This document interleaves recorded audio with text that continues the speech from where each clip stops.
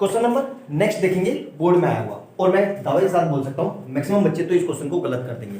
क्यों गलत करेंगे वो भी बताता हूं। देखो क्या कह रहा है, N integer is chosen at random between, देखो इसका ध्यान रखना, ये मोस्ट इंपॉर्टेंट है, बिटवीन 1 and 100, 1 से 100 के बीच के नंबर लेने हैं। लेकिन ध्यान से समझना, वरना पक्का गलत कर दोगे अगर नहीं समझोगे।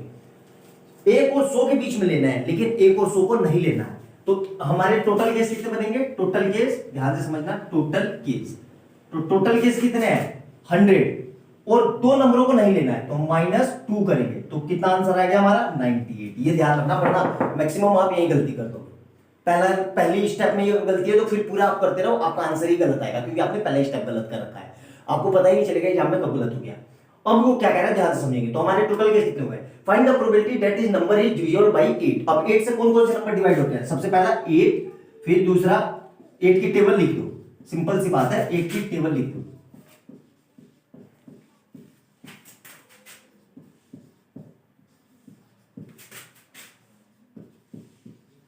फिर अगला देखो क्या आएगा? 88, फिर अगला क्या आएगा? 96। टोटल कितने केस हुए ध्यान से देखो, 1 2 3 4 5 6 7 8 9 10 11 12। तो मतलब फेवरेबल केस कितने हो गए? फेवरेबल केस कितने हो गए हमारे पास? 12। ध्यान से समझना। और प्रोबेबिलिटी हमें पता है, प्रोबेबिलिटी कितनी होती है? Probability equal to favourable case upon total case. देखो सब्जेक्टिव पेपर है तो भाई एक स्टेप आपको लिख के दिखाना है, इसलिए मैं लिख रहा हूं, इसलिए टाइम लग रहा है। फेवरेबल केस कितने हैं? 12, ठीक है, और टोटल केस कितने हैं? 98, ठीक है। दोनों को 2 से काट लो तो कितना आ गया? 6 और 49। अब देखो ये किसी से नहीं कट रहा है तो यही आंसर आएगा, ठीक है। पहला आंसर समझ में आ गया। अब दूसरा आंसर देखो क्या कह रहा है। दूसरा आंसर क्या कह रहा है कि number is not divisible by 8। अब हमें इसको देखो कैसे करना है, इसको करने की जरूरत नहीं है, ये बहुत इजी क्वेश्चन है। हमें क्या करना है? देखो हमें क्या करना है, हमें पता है प्रोबेबिलिटी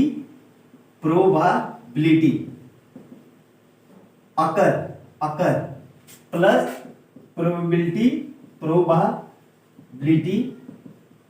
नॉट अकर, मतलब होने और ना होने के चांस कितने होते हैं? हमेशा 1। तो ये हमें है पीई, मतलब बार नहीं है ये, नॉन, 1 से plus PE bar equal to 1। हमें ये पता चल गया भाई, 8 से डिवाइड होने वाले कितने केस थे? सिंपल सा भी निकाला था ना, 6/49 प्लस, तो और ये क्या है? 8 से नहीं डिवाइड होने वाले, ये क्या है हमारा? 8 से नहीं डिवाइड, तो यहां से हमें पीई निकालेंगे, तो पीई बार कितना आएगा हमारा? पीई बार इक्वल टू 1 माइनस 6/49, ठीक है। अब ध्यान से देखना, इसके नीचे कुछ नहीं है तो 1 लगा दो। अब एलसीएम ले लेंगे, तो एलसीएम लेंगे तो क्या आएगा? 49 माइनस 6/49, तो अल्टीमेट कितना आंसर बचा? 43/49। यहां से भी आपको समझ में आ जाना चाहिए था। क्लियर है? आराम से, सिंपल सा है, 2 नंबर का क्वेश्चन है, बताओ इसमें क्या मुश्किल था? लेकिन आराम से स्टेप बाय स्टेप करोगे तभी पूरे नंबर मिलेंगे, शॉर्टकट करोगे मार्क्स नहीं मिलेंगे, क्योंकि बार बार रिपीट कर रहा हूं, आपका सब्जेक्टिव पेपर है, ऑब्जेक्टिव नहीं है। एक एक चीज लिख के दिखानी है आपको, ऐसे लिख के दिखाओगे तो पूरे मार्क्स मिलेंगे।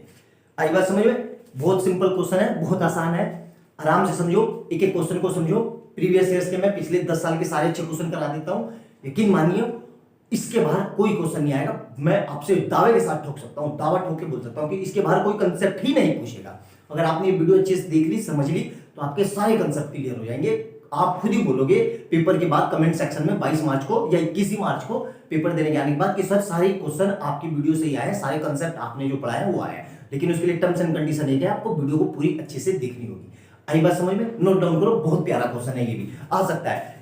इस बार 8 दिया है, 6 दे देगा, 7 दे देगा, 4 दे देगा, कुछ भी दे देगा, कंसेप्ट यही रहेगा। आया समझ में? नोट डाउन करो, अगला करते हैं तब तक।